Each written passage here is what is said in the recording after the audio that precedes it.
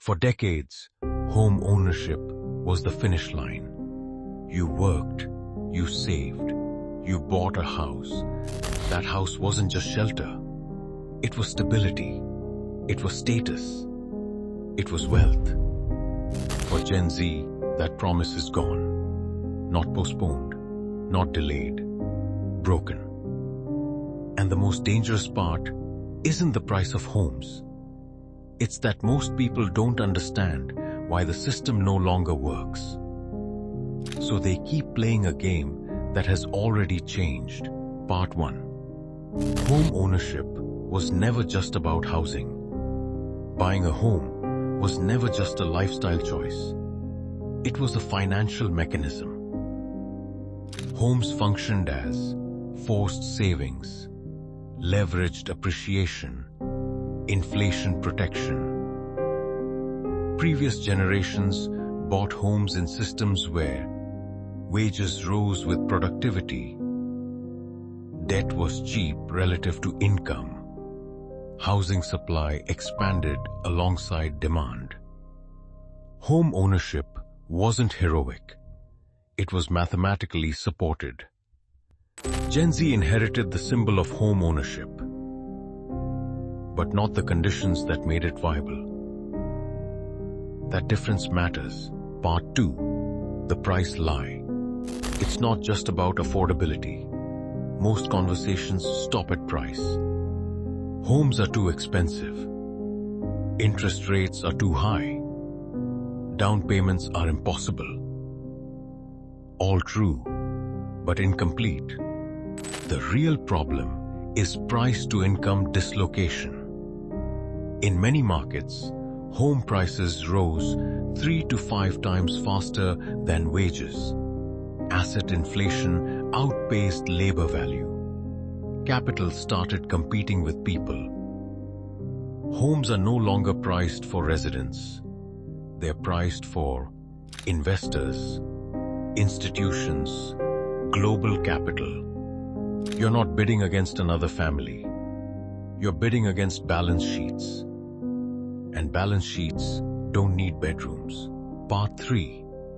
Debt has changed, but advice hasn't. Older generations still give the same advice. Just buy early. Stretch a little. Real estate always goes up. That advice was built in a different debt environment. Mortgages used to be predictable, stable, forgiving. Now they are sensitive to rates, highly leveraged, life-defining. For Gen Z, a mortgage isn't just a loan. It's a 30-year exposure to macro risk, interest rate cycles, job market volatility, geographic immobility. Buying a home today doesn't just tie up capital. It locks your future into one assumption: that nothing goes wrong. That assumption used to be reasonable. It no longer is. A house doesn't move when opportunity does. Here's the quiet shift no one talks about. Home ownership used to create stability. Now it requires stability upfront. Stable income, stable location, stable relationships, stable health. Gen Z enters adulthood in an environment defined by job hopping, contract work, geographic flexibility, economic shocks. Buying a home under those conditions isn't conservative. It's fragile. The risk isn't default. The risk is being trapped. That's exposure. There's another uncomfortable truth. Home ownership no longer delivers the same wealth effect. Why? Because maintenance costs scale with asset prices. Property taxes rise with valuations. Insurance, repairs, and capital expenses eat returns. Homes are not passive investments. They are active liabilities disguised as assets. When appreciation slows or reverses, the math gets uncomfortable fast. What used to be a growth engine has quietly become a risk concentration.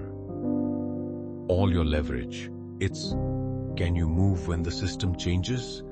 Gen Z is told renting is throwing money away.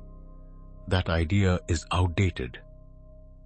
Renting now offers mobility, optionality, risk control.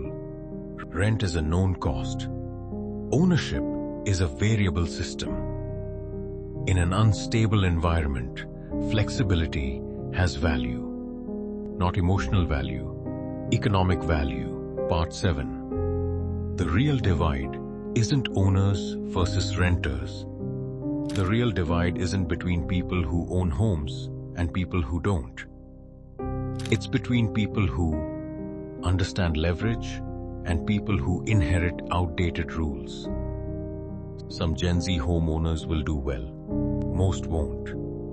Some renters will build wealth elsewhere. Most won't. The difference isn't housing. It's strategy. Closing. The shocking part. The shocking reality of home ownership for Gen Z isn't that it's harder. It's that it's no longer the default path to security. The system didn't collapse. It evolved. But the advice didn't. And the fastest way to fall behind is to follow rules designed for a world that no longer exists. Home ownership isn't dead, but it's no longer sacred. And treating it like it is may be the most expensive mistake Gen Z makes.